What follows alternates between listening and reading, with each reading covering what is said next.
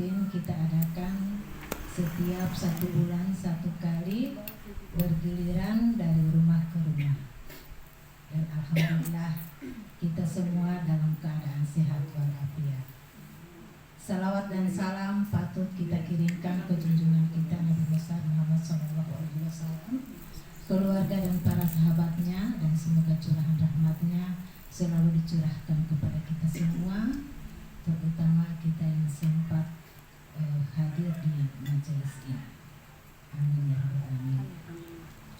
Ibu-ibu yang saya hormati, Ibu Ustazah dan rekan-rekannya yang saya hormati, pada hari ini adalah pertemuan majelis taklim kita yang kedua setelah kemarin sempat vakum. Alhamdulillah diaktifkan kembali, dan insya Allah ini adalah awal yang baik untuk kita semua.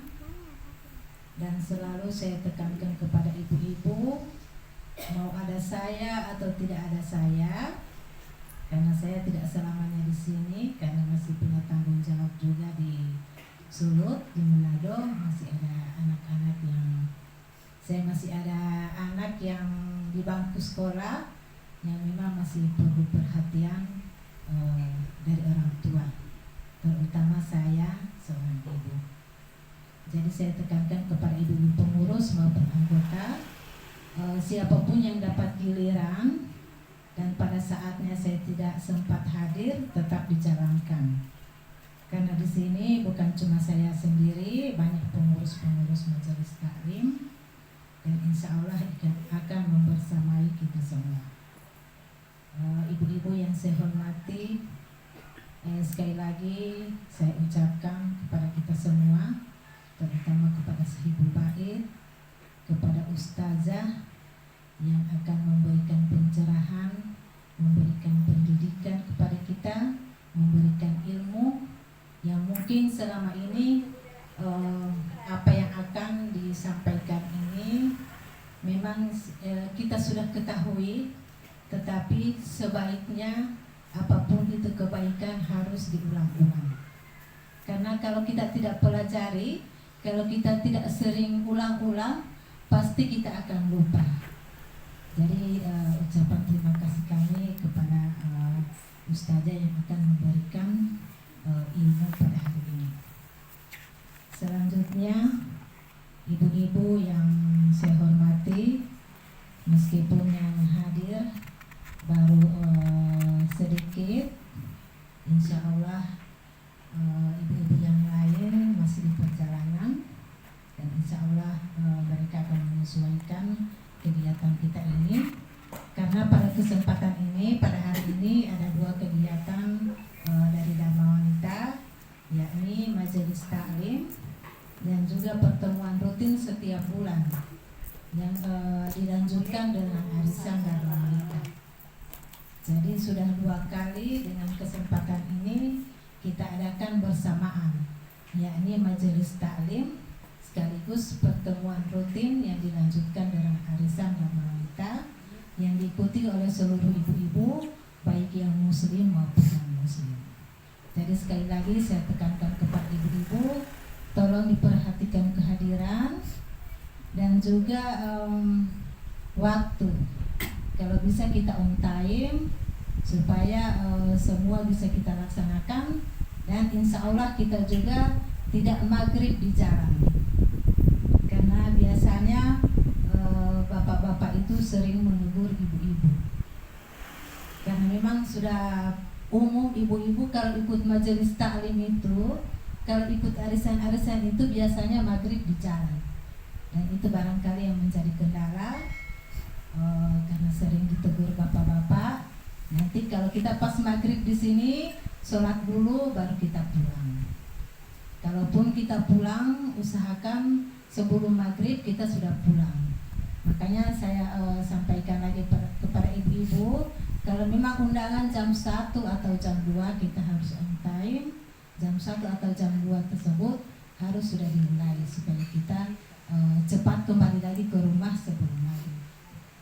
Jadi sekali lagi saya ucapkan terima kasih untuk semuanya. untuk ustazah, untuk ibu pengurus, ibu ketua Sahibul Bait yang sudah menerima kita semua di rumah ini. Semoga apa yang kita lakukan pada saat ini insya Allah mendapat berkah dan pahala dari Allah Subhanahu wa Ta'ala. Mungkin itu sedikit dari saya. Terima kasih, mohon maaf atas segala kekurangan. Wassalamualaikum warahmatullahi wabarakatuh. Waalaikumsalam warahmatullahi. Ibu Ketua Majelis Taklim Al-Ikhlas beserta seluruh jajaran Majelis Taklim Al-Ikhlas dan Wanita Persatuan Kementerian Agama Provinsi Sulawesi Tengah. Alhamdulillahirabbil alamin, kita bisa bertemu pada sore hari ini, bisa bersilaturahim pada sore hari ini. Semua itu adalah berkat anugerah yang tak terhingga dari Allah Subhanahu wa Ta'ala, yang mana telah memberikan kita kesehatan dan umur panjang, juga kesempatan untuk bisa menjalankan salah satu tugas kita sebagai khalifah Allah di muka bumi. Selawat dan salam senantiasa kita curahkan ke haribaan junjungan kita Nabiullah Al-Mustafa Muhammad Sallallahu Alaihi Wasallam, Nabi pemberi syafaat bagi umat manusia. Insya Allah syafaat beliau sampai kepada kita semua. Amin.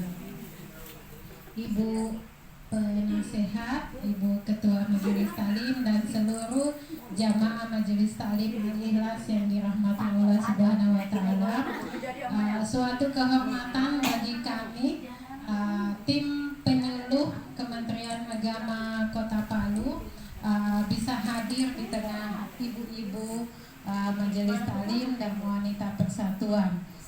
Ini adalah satu kehormatan bagi kami. Makanya mohon maaf agak risih kalau disebut ustazah.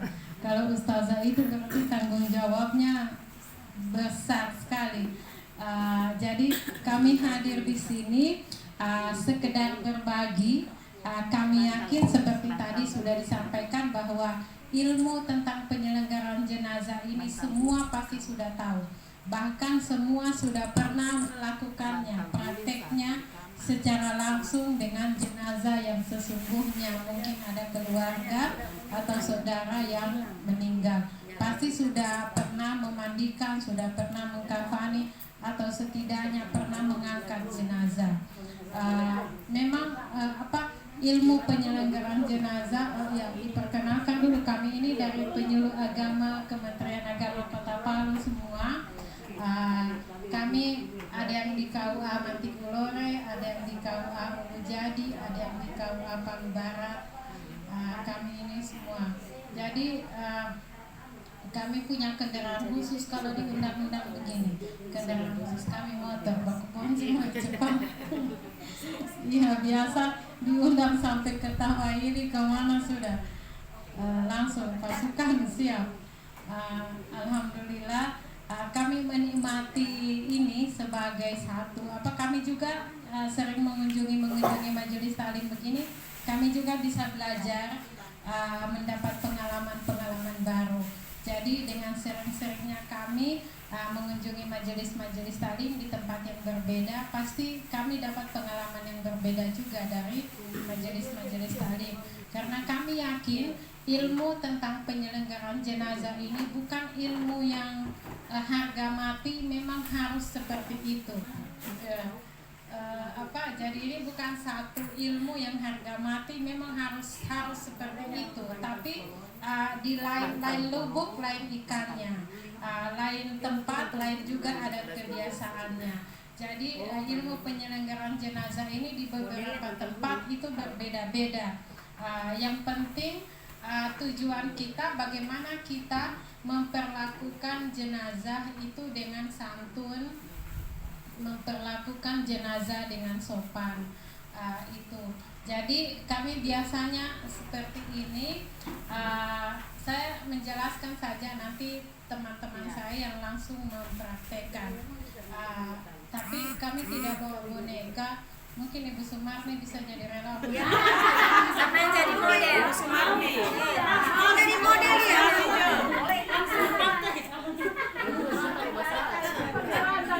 Iya, kalau dia cukup pengen kapan itu, Sumarni Jo.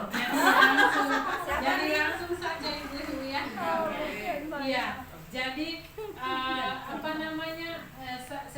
kita semua sudah tahu bagaimana sedikit tentang yang mau sakaratul maut. Apa namanya, dianjurkan kalau yang ada yang mau sakaratul maut, itu sebaiknya tidurnya itu kepalanya di timur, kakinya di kiblat. Jadi tidurnya begini. Jadi dia pas menghadap sakaratul maut itu posisinya seperti orang sholat ketika sakit. Orang sholat kalau sakit kan kepalanya ke timur, kakinya ke sana. Biasa kan orang-orang di Palu ini bilang tidak boleh tidur begitu, nanti bertendang kiblat. Padahal tidak, itu kan kita tidak tendang kiblat, kan kita kepala kita menghadap kiblat. Ya, oke. Jadi dikasih pakai bantal dan agak tinggi sedikit kan. Kalau yang menghadap sakaratul maut jadi menghadap kiblat seperti orang posisi sholat. Iya, biasa kan kita memahami, oh tidak boleh begitu batendang kiblat. Mana bisa kita batendang kiblat? Panjang sekali di kesana. Iya, ya hanya diputar-putar lagi. Tapi kondisi seperti itu juga tidak harga mati, tergantung dari kondisi ruangan di rumah. Kalau rumahnya itu sempit, harusnya tidak boleh begitu. Yang bisanya kepalanya ke utara atau ke selatan itu tidak masalah. Yang penting kalau misalnya kondisi ruangan memungkinkan, ya bisa seperti itu. Ya. Terus ini ada kami titipkan ada satu buku, nanti mohon maaf, ya ini nanti bisa dikopi kalau misalnya mau diperbanyak anggota. Ini buku ini kami susun pasca bencana tsunami, karena begitu banyak membutuhkan itu, jadi kami menyusun itu. Iya. Berapa susun DPK ini? Kalau untuk laki-laki 3, untuk laki-laki 3 lembar kain kafan. Kalau untuk perempuan 5 lembar. Karena perempuan ini banyak sekali yang harus ditutup-tutup. Selain 5 lembar ini, perempuan juga pakai gamis. Ada gamis yang dilubang di tengahnya, terus juga ada rok, ada kerudung, terus juga ada rok, terus juga biasanya ada yang pakai duk atau pembalut yang ditaruh di bagian kehormatan. Iya itu. Tapi biasanya ada yang tidak mau pakai begitu, pakai kapas saja. Ya, tapi sebaiknya pakai begitu. Biasanya kan mayat kita perempuan biasanya kan ada cairan-cairan yang keluar, sudah dimandikan, sudah bersih, tapi masih ada cairan biasa yang keluar yang tidak terduga. Jadi sebaiknya dipakaikan duk. Jadi duk itu dari potongan dari kain kafan, kain putih, terus di dalamnya dilipat, dia di dalamnya dikasih kapas, jadi supaya dia tidak tembus seperti itu. Jadi ini kain kafan, sebelum kita tata begini, itu kan biasanya begitu orang meninggal itu diukur. Kita ukur dulu mayatnya, jangan sampai ketika kita gunting langsung kita kira-kira saja, oh segini, langsung digunting saja. Biasanya kan tidak cukup, akhirnya dibilang, hai rahasia ilahi, tidak cukup kain kafan. Berarti kenapa dia? Jadi sebaiknya diukur. Orang kan kalau mengukur kain kafan biasanya ada pakai siku begitu, iya ada pakai tali rafia, ada pakai apa itu kain kafan yang belum digunting itu dia bentangkan saja di atas mayat, ada biasa begitu. Jadi tergantung bagaimana mudahnya, bagaimana bisa dipahami seperti itu. Terus setelah diukur itu kita mengukur kain kafan. Ini kami bawa kain kafan yang sudah dipotong-potong, yang sudah digunting. Kalau menggunting kain kafan, saya kira ibu-ibu sudah tahu, itu kan biasanya ujungnya saja digunting, terus itu ditarik. Langsung dia lurus insya Allah. Di dalam buku itu ada doa-doa yang dibaca ketika misalnya mayat begitu meninggal, misalnya matanya terbuka atau mulutnya terbuka, bisa dibacakan doa itu kemudian disambungkan. Terus ada juga biasa dibacakan selawat dan lain sebagainya. Itu. Terus kain kafan ini disusun seperti ini. Jadi ini ada tali ini diambil dari mana? Kan setelah kita mengukur kain kafan yang 5 lembar itu, pinggir-pinggir kain yang ada keras-kerasnya itu kita ukur ukuran lebar 2 jari. Ukuran lebar 2 jari itu yang diambil di jari itu normal, maksudnya langsing-langsing. Kalau agak sedikit ada kelebihan lemak sedikit di bagian ke bawah, itu dikasih serong. Jangan dikasih. Jadi sebaiknya dikasih serong supaya dia tetap bisa tertutup, berbentuk supaya bisa tertutup. Aku dapat itu ujungnya kain itu supaya begitu. Jadi ini juga sebaiknya tempat mengkafani ini di tempat yang tertutup. Biasanya kita di masyarakat ini dikafani di tempat terbuka begini, akhirnya sudah masuk dikafani, sudah berdiri semua nonton, padahal itu kasihan bukan tontonan. Itu biasanya langsung nonton di situ, ya di video, ada yang siaran langsung taruh di FB.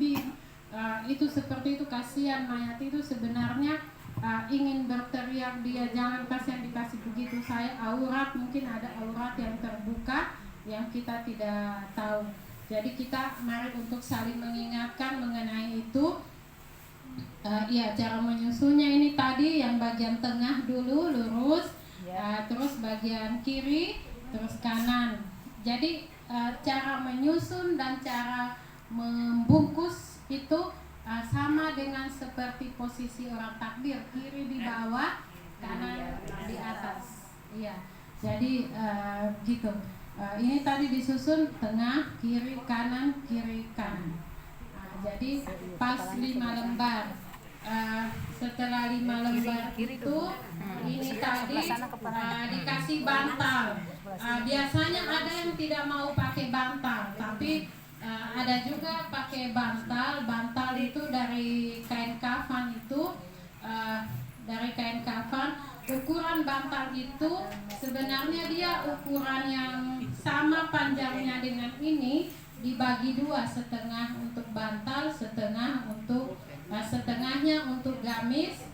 Karena ukuran gamis dari leher sampai di lutut, kemudian setengahnya itu untuk bantal dibagi 2 dengan kerudungnya.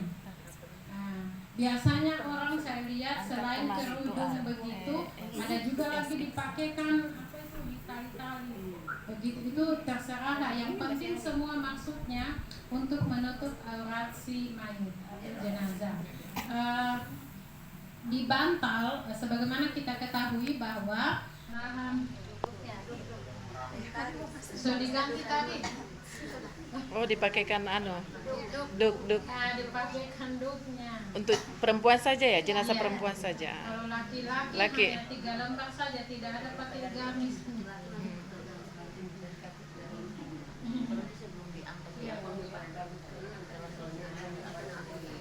Sudah dipakaikan roknya kan? Sudah. Baru itu sudah boleh langsung diangkat di sini. Sebaiknya kan mengangkatnya itu kan Gimana cara ngangkatnya?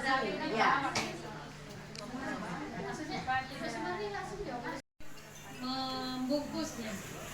Pertama dari sebelah kiri. Itu kapasnya memang harus begitu ya? Dikelilingi kapas begitu? Terserah saja, maksudnya itu bisa ditaruh Di ketiaknya. di mana yang dimungkinkan. Iya. Ini kulit supaya bisa tertutup, kasih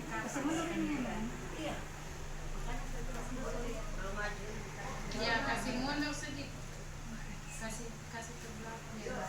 Ya, bantal ini bisa dipakaikan langsung di dalam begitu, bisa juga di luar.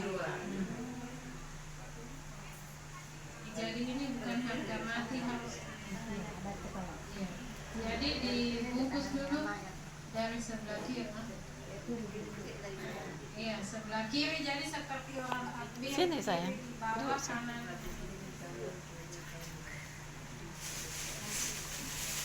Prosesi Jadi sambil yang di atas penyelenggaraan itu jenazah. dulu. Seperti Kiri kanan ya. Kuat-kuat. Kiri kanan begitu. Kalau tadi mayatnya besar itu diserongkan kainnya. Iya. Iya, yang bagian bawah ya, bagian perut kayaknya. Bagian perut bawah kan agak lebar sedikit, ada porsi jumbo.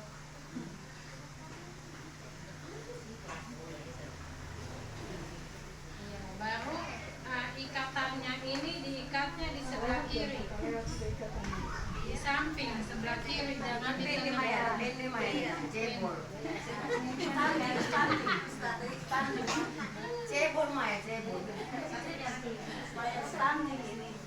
Iya, jadi sebaiknya ikatannya itu di sebelah kiri karena ketika di liang lahat itu kan dimiringkan kanan yang ditindis itu menghadap ke kiblat, kepala ke utara. Jadi supaya mudah orang dikubur buka.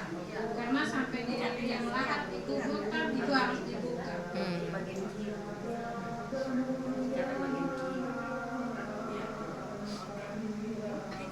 Mana kiri? Iya, sebelah kiri. Kan ini kepalanya.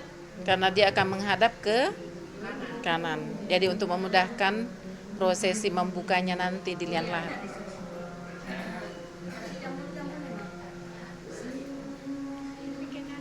Itu ndak usah terlalu kencang ya, ndak usah. Iya, ikatnya jangan